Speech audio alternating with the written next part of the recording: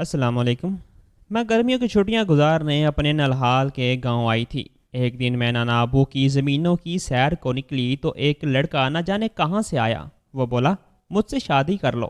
میں نے اسے بے عزت کر دیا اور بولی شادی کے لیے کیا تم ہی رہ گئے ہو میرے لیے۔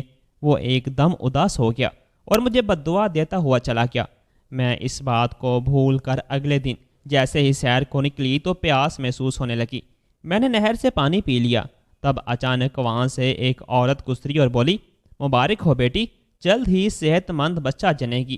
یہ سن کر میں ہنسنے لگی اور بولی خالہ میں تو ابھی کنواری ہوں، بھلا بچہ کیسے جنوں گی؟ یہ سنتے ہی اس عورت کا رنگ پھک ہو گیا اور بولی کمبخت یہاں سے بھاگ جا۔ میں گھر آئی تو اماں کو سارا قصہ سنایا۔ اماں بولی جاہل عورت ہوگی کوئی، دھیان نہ دو ایسی باتوں پر۔ یوں میں یہ بات بھول بھال کر سو گئی۔ اچانک رات 3 بجے میری آنکھ کھلی تو ہوش اڑ کے، کیونکہ میرے پیٹ میں شدید درد تھا۔ امی نے دائی کو بلایا تو میں نے ایک بچے کو جنم دے دیا، مگر ہوش تب اڑ گئے جب بچے کی شکل پر نظر پڑی، کیونکہ یہ بچہ تو ہو بہو اس لڑکے جیسا تھا۔ میرا نام مہک ہے۔ میں اپنے والدین کی اکلوتی اور بہت ہی لاڈلی اولاد تھی، اس لیے میں کافی بگڑی ہوئی تھی۔ میری ہر بات حرف آخر ثابت ہوتی تھی۔ میں انسان کو انسان ہی نہ سمجھتی تھی۔ میں نے BA کے امتحانات پاس کیے تو گھر میں ضد لگا دی کہ میں نے ہر حال میں نانا ابو کے گاؤں میں چھٹیاں گزارنے جانا ہے۔ امی بھی بہت عرصے سے نانا ابو کے گھر جانے کا پلان کر رہی تھی، مگر مصروفیات کے باعث کبھی جا ہی نہ پائی تھی۔ اس دفعہ میں نے گھر میں ضد کی تو ابو نے بھی میری بات مان لی اور زبردستی امی کو گاؤں کی طرف روانہ کر دیا۔ میری خوشی کی کوئی انتہا نہ رہی تھی، لیکن میں کہاں جانتی تھی کہ گاؤں تو میری زندگی ہی بدل کر رکھ دے گا۔ اگر مجھے ذرا سا بھی علم ہوتا کہ گاؤں کا پانی مجھے راس نہیں آئے گا تو شاید میں کبھی خواب میں بھی گاؤں کا نام نہ لیتی۔ بات کچھ یوں ہے کہ میں اور میری امی دونوں ہی گاؤں کے لیے روانہ ہو چکے تھے۔ وہاں پر نانا اور نانی نے ہمارے بہت ہی خوبصورت استقبال کیا تھا۔ میری خالائیں اور ان کے بچے بھی میرے والد صدقے جاتے تھے۔ شروع سے ہی مجھے بہت سر پر چڑھایا گیا تھا، اس لیے میں اتنی توجہ پا کر مزید مغرور ہو گئی تھی اور گاؤں میں جب جہاں جانے کو دل کرتا منہ اٹھا کر چلی جاتی اور کسی سے اجازت لینا یا کسی کو بتانا بھی گوارا نہ کرتی۔ ایک دن میں اور میری کزنز گاؤں کی سیر کو نکلے تو میری نظر ایک لڑکے پر پڑی۔ وہ مجھے دور سے درخت کے پیچھے سے دیکھ رہا تھا۔ میری کزنز ہنسنے ہوئے کہنے لگی لگتا ہے تم تو اس گاؤں کی ہی ہو کر رہ جاؤ گی، شاید تمہارے بہت رشتے آنے والے ہیں۔ میں ہنس کر بولی میں یہاں پر چھٹیاں گزارنے تو ضرور آیا کروں گی، لیکن گاؤں کے ماحول میں میرا گزارا ناممکن ہے۔ یہ بات آئی گئی ہوگی۔ مجھے نہیں پتا تھا کہ وہ لڑکا تو بیچ میں ہی میرا دیوانہ ہو گیا تھا۔ ایک دن میں اکیلی ہی نانا ابو کے باغ کی سیر کو نکل کھڑی ہوئی تھی، کیونکہ یہ باغ ہمارے گھر سے بہت قریب تھا۔ میں کسی بھی وقت آ جا سکتی تھی، اس لیے میں چند لمحات پرسکون ماحول میں گزارنا چاہتی تھی۔ میں سیر کر رہی تھی جب اچانک مجھے کسی نے پکارا۔ میں نے پیچھے مڑ کر دیکھا تو یہ وہی لڑکا تھا جو اس دن مجھے درخت کے پیچھے سے جھانک رہا تھا۔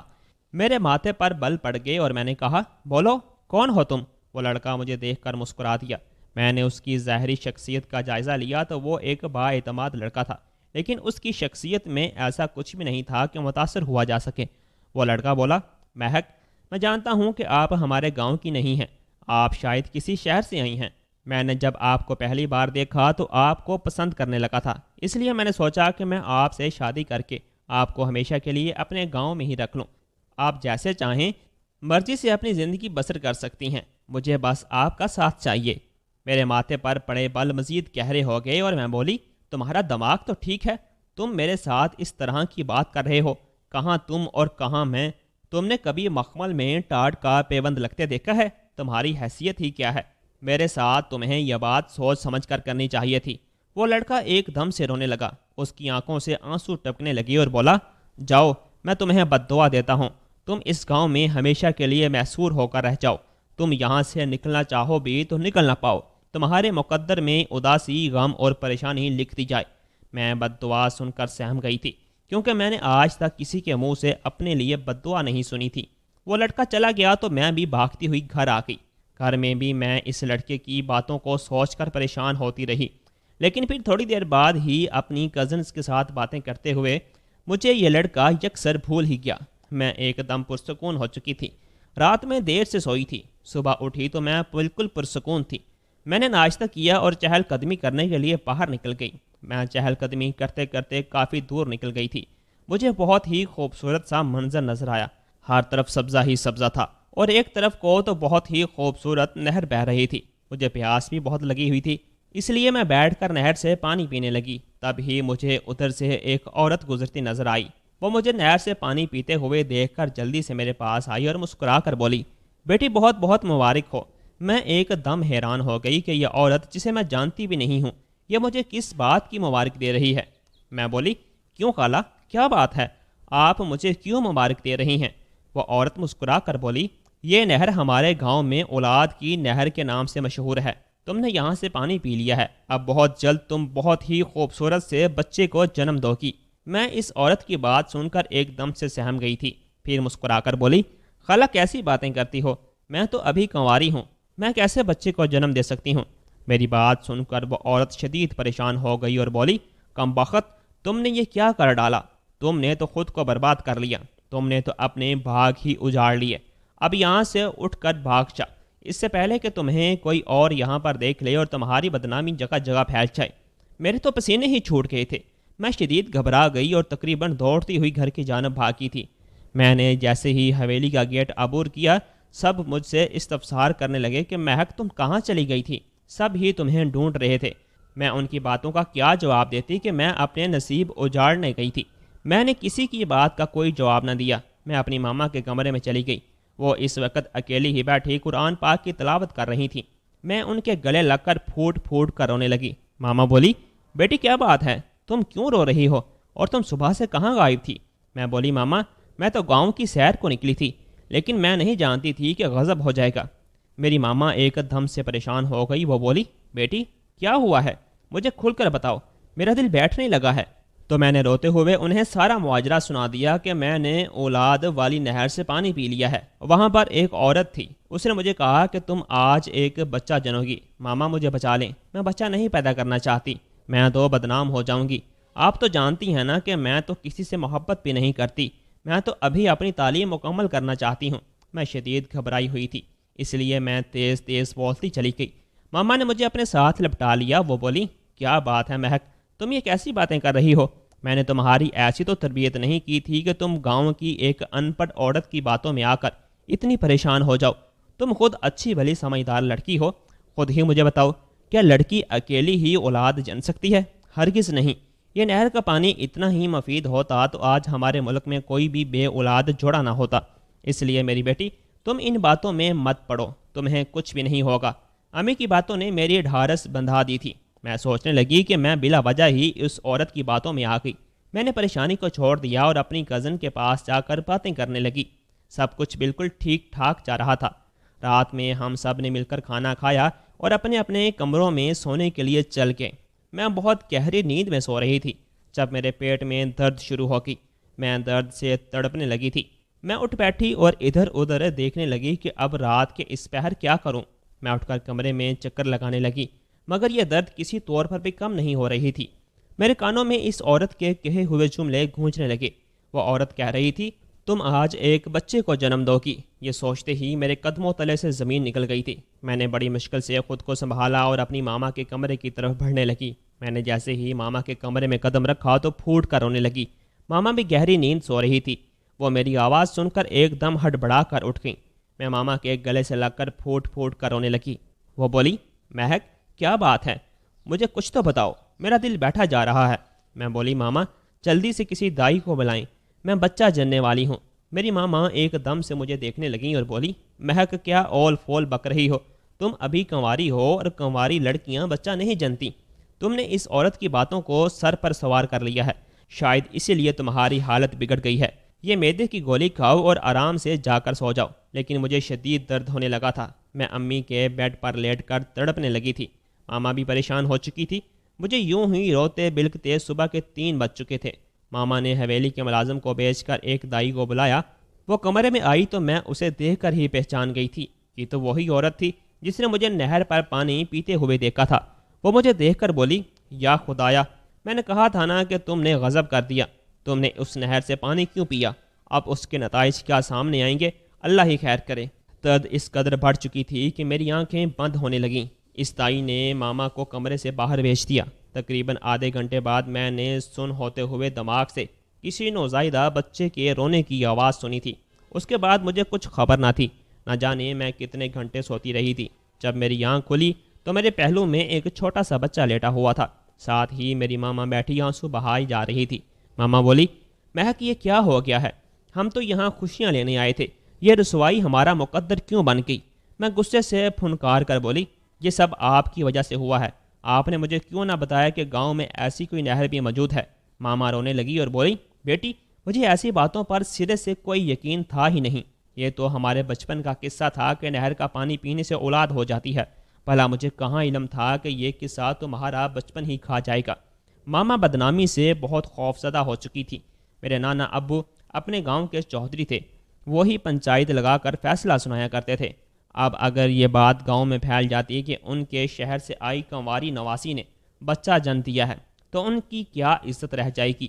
میری خالائیں بھی بہت پریشان تھیں، سمجھ ہی نہیں آتا تھا کہ اونٹ کس کروٹ بیٹھے کھا۔ شام ہوئی تو وہی دائی میری خیریت معلوم کرنے آئی تھی۔ وہ میرے پاس آ کر بیٹھ گئی اور ماما سے کہنے لگی، میری بہن، میں جانتی ہوں کہ تمہاری بچی معصوم ہے، اس نے کسی قسم کا کوئی گناہ نہیں کیا، میں نے خود اسے اپنی آنکھوں سے نہر کا پانی پیتے ہوئے دیکھا ہے، مگر میں جانتی ہوں کہ اگر یہ بات حویلی کی چار دیواری سے باہر نکل گئی تو آپ لوگوں کی بہت بے عزتی ہوگی۔ اب میں ایک ایسی بات کرنے جا رہی ہوں جو عام حالات میں بالکل بھی مناسب نہ ہوتی، اور نہ ہی میں یہ بات کرنے کی ہمت کر سکتی تھی۔